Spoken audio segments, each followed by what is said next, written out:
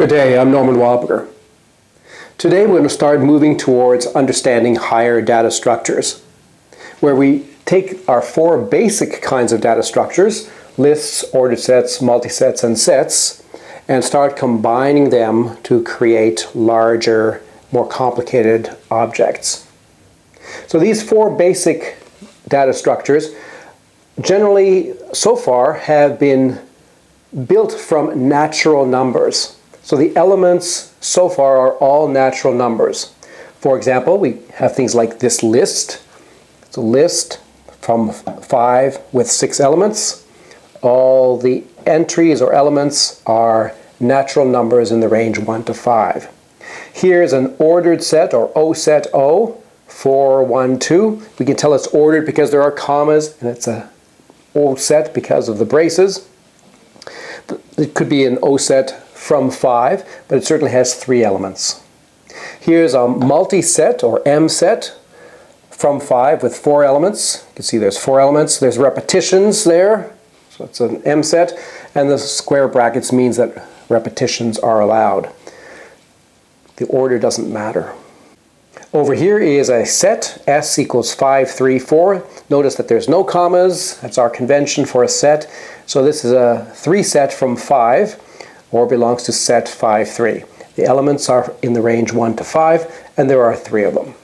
In today's video, we want to start talking about more complicated data structures by combining our 4 basic types in a kind of a hierarchical or nested way. So here's a sort of initial orientation with some examples of the kinds of data structures that we might be interested in. So the first one here, have a look at what this is. We have square brackets and commas telling us that this is a list.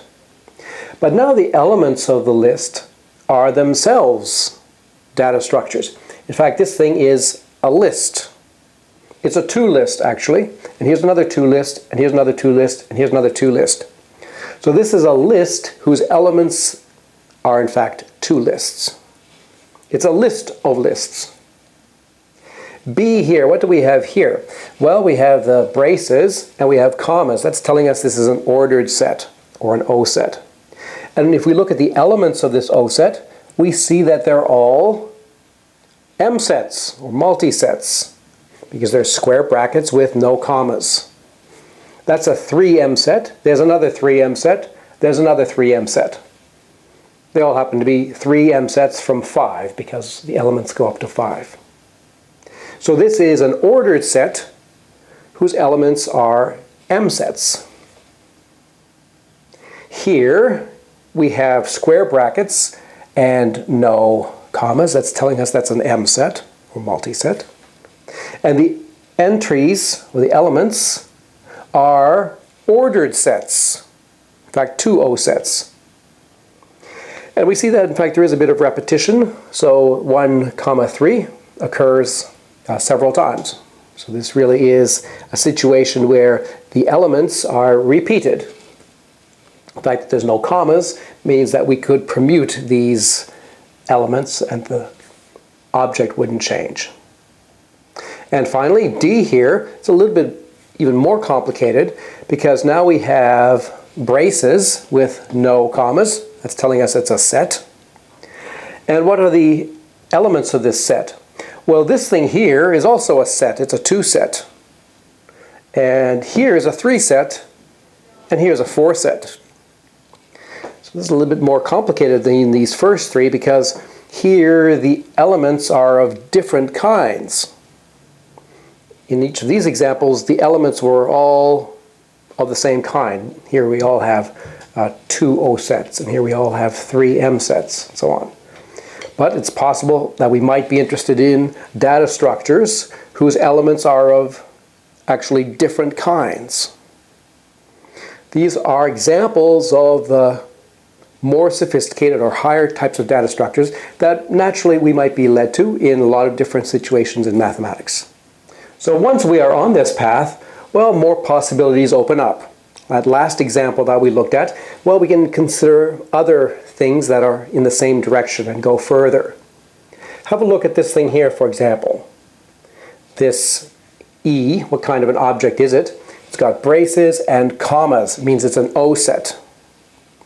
And the elements of this O set, well, here is a 2 list.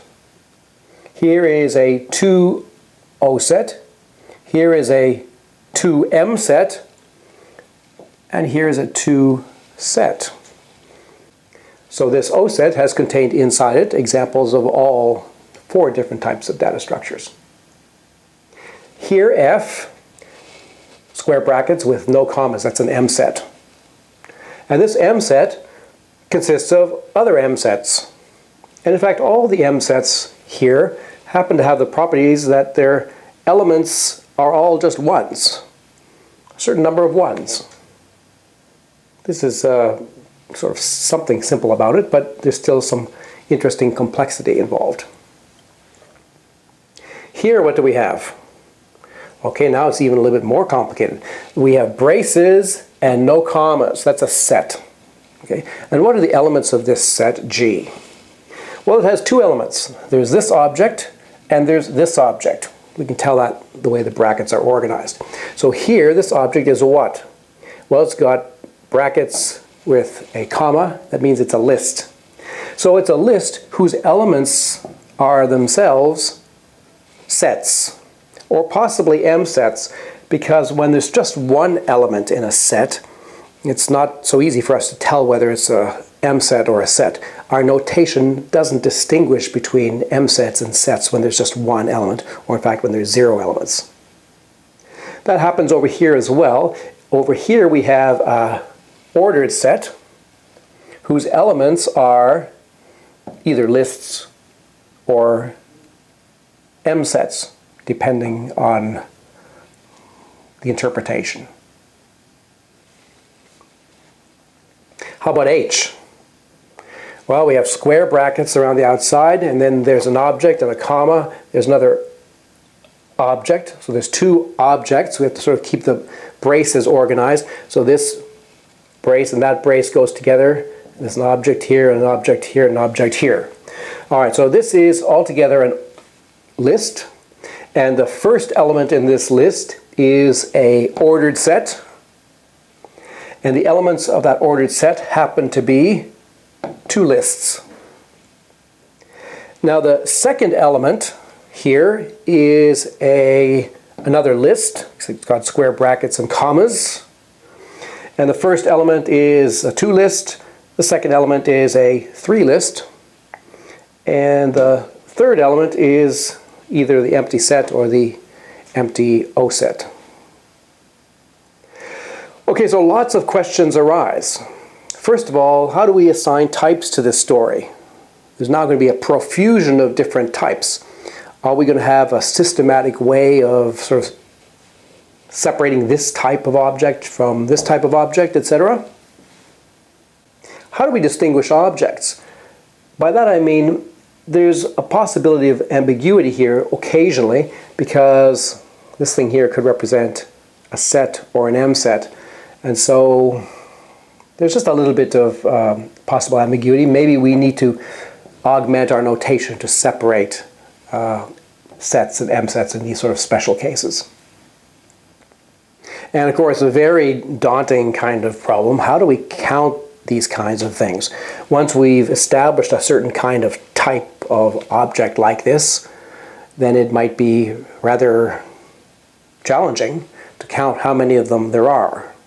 But it might still be pretty interesting. This general line of inquiry probably has historical parallels with some interesting situations. Long ago in ancient empires, there would have been accountants or treasurers that would have kept track of the empire and what its assets are. And the job of trying to figure out how to organize the various assets of a large region, empire, country, whatever, has a lot of similarities with what we're doing here. Right? Because there's sort of different ways of thinking about things. There's different kinds of objects. There's containments of certain things contained naturally within other things. For example, we might want to be keeping track of land. There might be various sizes or organizational structures of land. Different kinds of money, ships, towns, people, jewelry.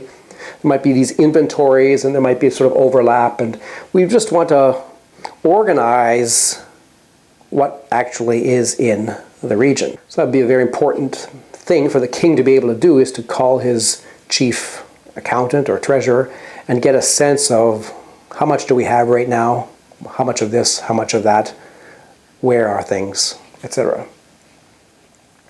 A somewhat more recent kind of version of the same kind of thinking is with the manufacturing of containers in a rather general sense. So furniture or anything that allows one to organize things, boxes, filing cabinets, folders, books, or maybe more recently, containers.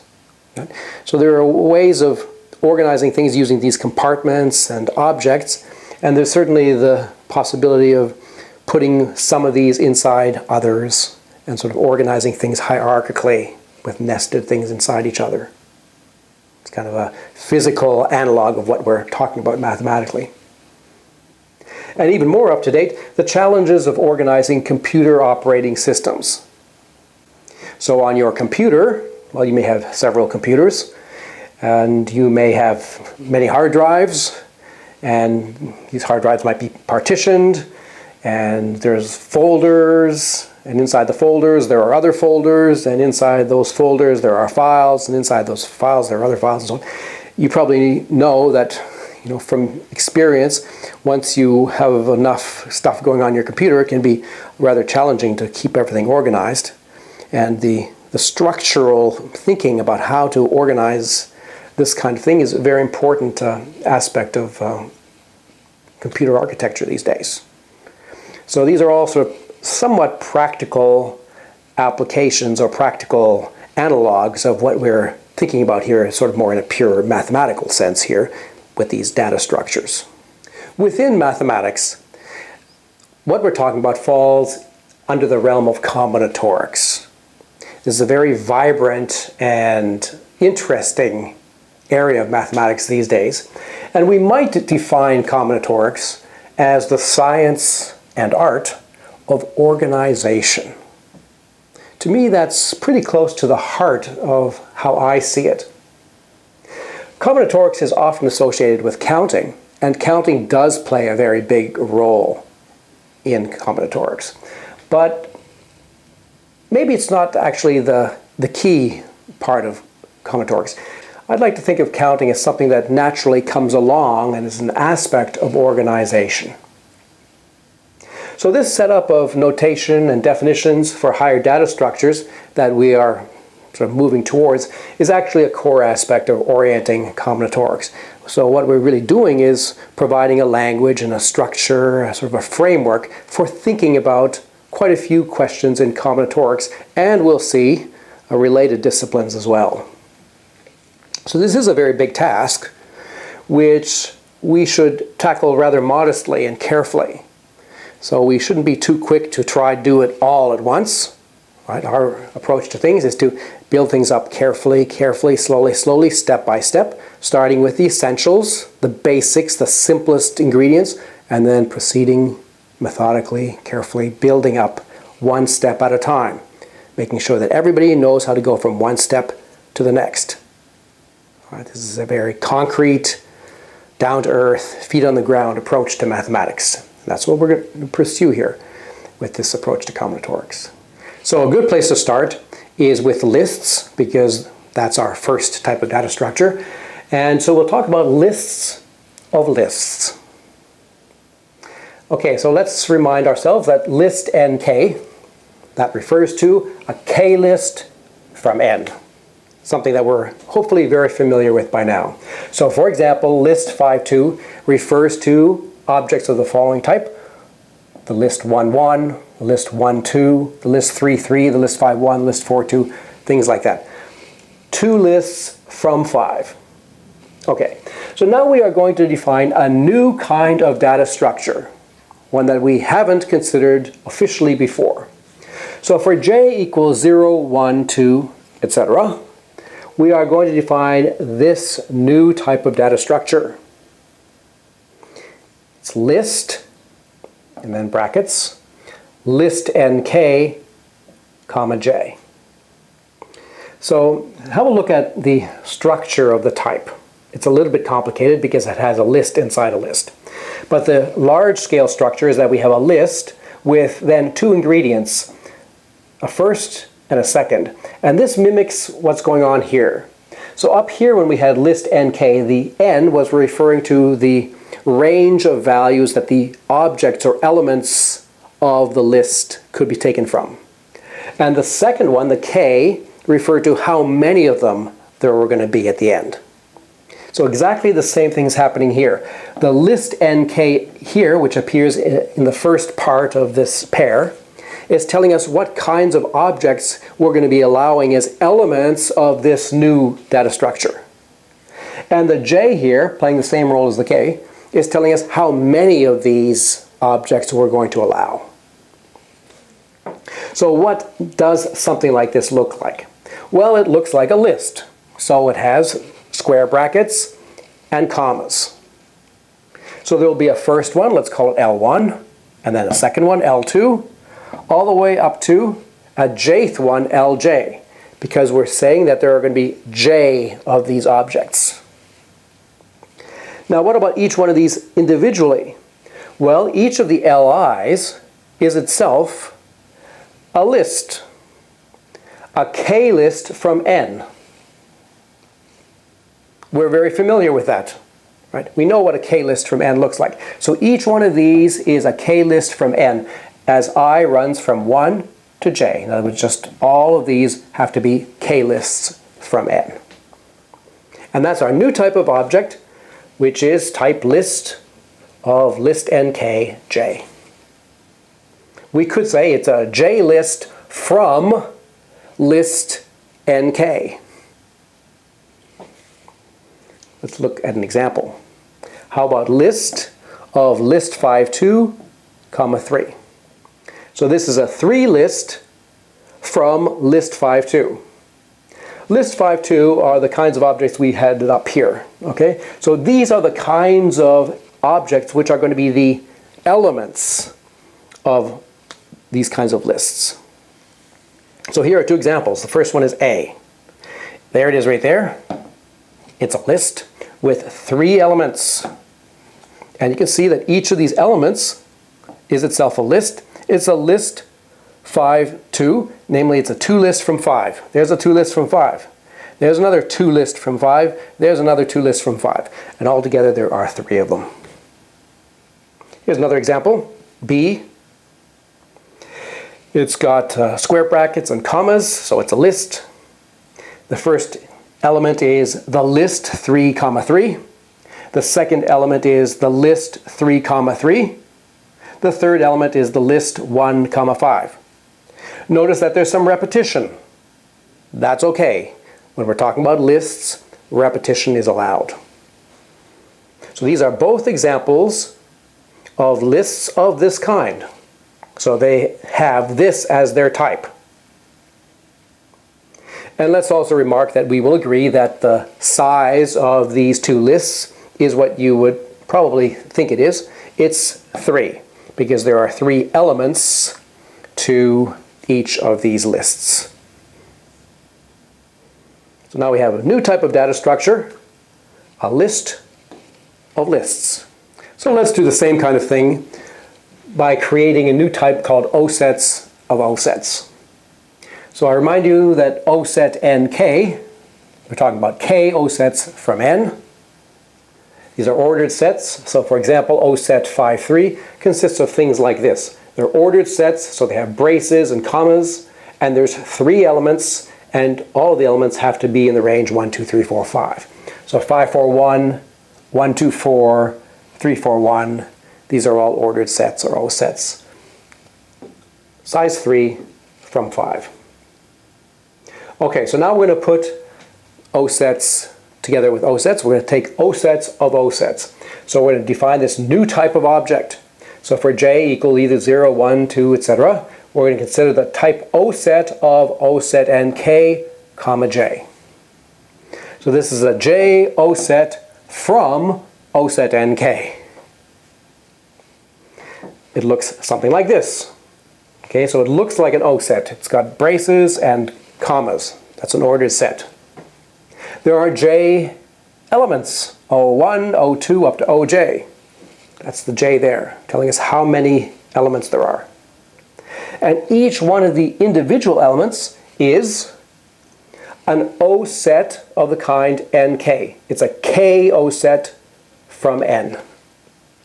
So for each of the i's going from 1 to J. But now, in addition, furthermore, we require that all the OI's be distinct. That's what makes this an O set rather than just a list. We are not allowed to have any repetitions here. These O sets all have to be different. So, for example, O set of O set 5, 3, 2. We're talking about two O sets from O set 5, 3. So O set 5, 3, those are O sets that look like this. So these kinds of things are going to be the elements of this kind of O set. So here's an O set, C, of this kind. It's got braces and a comma telling us it's an O set. And the actual elements are O sets of this kind. There are 3 O sets from 5. There's a 3 O set from 5. There's another 3 O set from 5. And let's just check. These are indeed distinct. They have to be distinct in order for this to be an O set. And we'll agree that the number of elements, or the size of this O set, is 2. The same number that appears there. So we have O sets of O sets. Now, of course, we can keep going. And there's no real need for us to just consider sets of sets or multisets of multisets. We could also consider mixed types. For example, sets of M sets. Let's think about that. So M set NK refers to a K M set from N. For example, M set 5, 2, or a 2 M set from 5 consists of things like this. There's an M set, square brackets, no commas. Repetitions are allowed. 1, 1. That's an M set from 5. Here's another M set from 5 of size 2. There's another one. There's another one, and so on. So these are all M sets of the type 5, 2. And now let's consider set of M set NK, comma J. So this is a set of M sets. What's it look like? It looks something like this. It's a set because we see there are braces and no commas.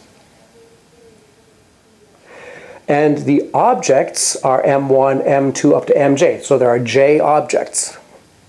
And what are these objects? What kinds of things are they? Well, they have to be M sets of the kind NK. In other words, K M sets from N.